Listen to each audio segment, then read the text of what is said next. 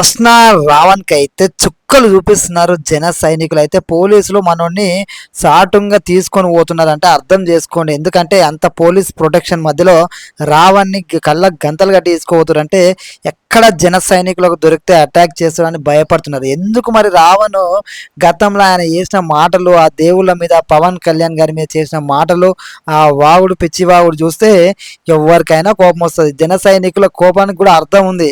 ఎవరికైనా సహనం ఉంటుంది. ఆ సహనం నశించి ఏం చేస్తారో చేసుకోండి, ఏం బిక్తారో బిక్కోండి. పవన్ కళ్యాణ్ని అతి నీచంగా మాట్లాడిండు, ధర్మాన్ని మాట్లాడిండు. సో అక్కడ ఉన్నటువంటి జన సైనికులు అయితే రావణ్ ఏ పోలీస్ స్టేషన్ పోతే ఆ పోలీస్ స్టేషన్ పరిధిలో అసలు జన సైనికులు అంటే ఏంది, జన సైనికులు ఓపిక నశిస్తే ఏ విధంగా ఉంటారు అనేది ఇది ఒక ఎగ్జాంపుల్ లాగానైతే కనబడుతుంది. నిజంగా ఒక తప్పు చేసే ముందు ఆలోచన చేయాలి. ఏకంగా పోలీస్ స్టేషన్లో పోలీసులు కూడా కంట్రోల్ చేయలేకపోతారు జన సైనికులని. ఎందుకంటే జన సైనికుల ఆవేశం వాళ్ళ నాయకుని మీద ఇష్టం వచ్చినట్టు అభాండాలు మాట్లాడుతుంటే వాళ్ళు సహించలేకపోతారు. ఎందుకంటే వాళ్ళ నాయకుడు ఎప్పుడైనా సరే జన సైనికులకి ఒకటే చెప్తాడు, మనం పాలసీల మీద కొట్లాడాలి, శాంతంగా ఉండాలని చెప్తే ఇన్ని రోజులు శాంతంగా ఉన్నారు. పవన్ కళ్యాణ్ 10 రూపాయలు ప్రజలకు సహాయం చేస్తాడు, ఆపదలు ఆదుకుంటాడు. ఆ విధంగానే జన సైనికులను మోటివేట్ చేసేవాళ్ళు, ఆ విధంగానే ఉండేవాళ్ళు. కానీ ఎందుకు ఇంతలా అంటే మంచి పని చేస్తున్న మా నాయకుడిని ఇంత కుట్ర చేస్తారా, ఇన్ని విమర్శలు చేస్తారా అంటూ జన సైనికుల ఆవేశం అయితే మామూలుగా లేదు.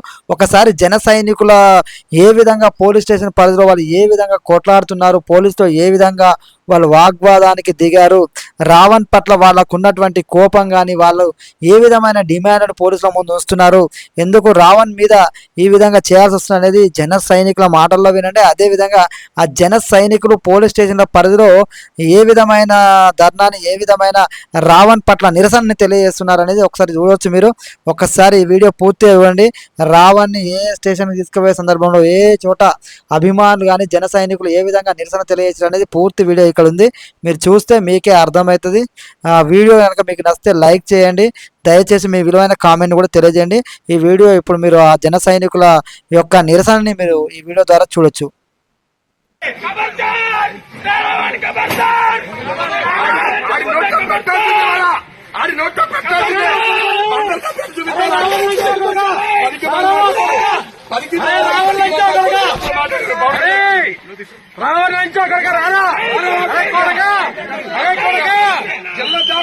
దూరంలో కాలు ఉండు, మమ్మల్ని రెచ్చగొట్టదని చెప్తున్నాను.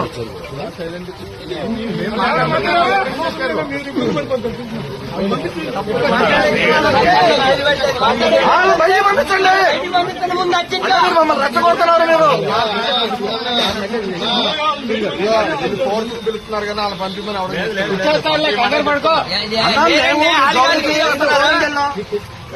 ఒక మాట మాట్లాడారు.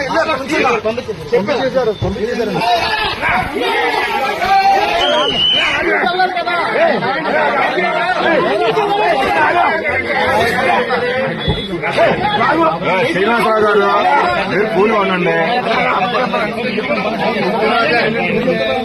ఎవరు పనిచేస్తున్నారు మీరు చెప్పండి. ఎందుకు పంపించారు? దొరలాగా పంపించి మమ్మల్ని మేము దొంగలాగా మమ్మల్ని బ్యారికేడ్లు ఏంటి అలా దొరలాగా పంపిస్తామండి. మీరు ఏం చేస్తున్నారు ఇక్కడ? ఏం చేస్తున్నారు? పంపిస్తామేంటండి? మాకు చేత కదా అనుకున్నారేంటండి? మాకు చేత కదా అనుకున్నారండి? మాకు చేత కదా అనుకున్నారా? మాకు చేత కదా అనుకున్నారా సార్?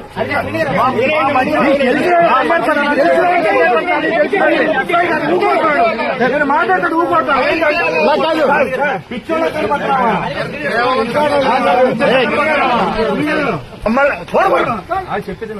వచ్చారు కాబట్టి చెప్పి పంపించారు. ఎక్కడొచ్చారు? నేను చెప్తున్నా పంపించారు. ఈ 3 దాటించి పంపించారు. అది పద్ధతి కాదు సార్. సిఐ గారు మీరు మమ్మల్ని అడ్వకేట్సా? ఎవరికి అడ్వకేట్స్? దొంగలకి అడ్వకేట్ మేము. నేనే అడ్వకేటే. నేను కూడా చూపించిన మెంబర్స్ అయితే సామాన్యుల లోపల పంపించట్లే. అడ్వకేట్ పంపిస్తారండి. సామాన్యుల లోపల కేసు పెడతాక సామాన్యుడు డబ్బులు తగ్గితే ఇంట్లో భార్య పంపిస్తారు. మరి సామాన్యులు అంటారండి, బార్ కౌన్సిల్ అంటారండి. కరెక్ట్ నబీ గారు మీకు చెప్తున్నది. ఏదనుకుంటారండి సార్ మీరు? పంపించేశారని చెప్పి చెప్తాంటే మమ్మల్ని ఇదిగా అంటే అట్లా ఉంటుంది సార్. బయటకు చూడంగానే వెనక్కి పంపించారని అది